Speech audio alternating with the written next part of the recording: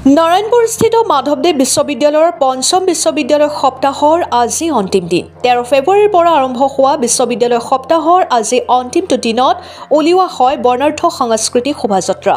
বিশ্ববিদ্যালয়ৰ 13টা বিভাগৰ সহস্ৰাধিক ছাত্ৰ-ছাত্ৰীয়ে অংশগ্ৰহণ কৰা শোভাযাত্ৰাত উজ্বলি উঠিল বিভিন্ন জাতি জনগোষ্ঠীৰ বৰ্ণিল সংস্কৃতি। বিশ্ববিদ্যালয়ৰ উপাচাৰ্য ডক্টৰ অৰূপজ্যোতি চৌধুৰীয়ে উধু চৌধুৰা সাংস্কৃতিক শোভাযাত্ৰাত ছাত্ৰ-ছাত্ৰীসকলৰ উপৰিও বিশ্ববিদ্যালয়খনৰ অধ্যাপক অধ্যাপিকা আৰু কৰ্মচাৰীসকলেও অংশগ্ৰহণ কৰে। বিশ্ববিদ্যালয় সমাজৰ পৰা বিচ্ছিন্ন হৈ থাকিব নোৱাৰো। আমি আমাৰ ভৱিষ্যত কাৰ্যপন্থাৰ কাৰণে সমাজৰ আশীৰ্বাদ বিচাৰিছো আৰু সমাজৰ সহযোগিতা বিচাৰিছো।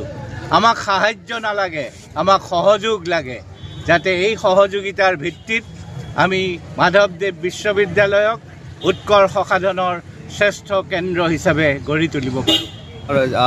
বিশ্ববিদ্যালয়ত অধ্যয়নৰত ছাত্ৰ ছাত্ৰীসকলে এই সুযোগৰ কাৰণে এই সুযোগটি পোৱাৰ বাবে তেওঁলোকে এই প্ৰতিযোগিতাত অংশগ্ৰহণ কৰি তেওঁলোকৰ মানসিক বৌদ্ধিক শাৰীৰিক সকলো বিকাশ হওক আৰু সমাজলৈ এটা ভাল সুনাম লৈ আনক আৰু সমাজৰ কাৰণে এটা ভাল মানুহ এজন গঢ়। ধন্যবাদ। উপলক্ষে সকলোকে আমি অনুৰোধ জনাইছোঁ।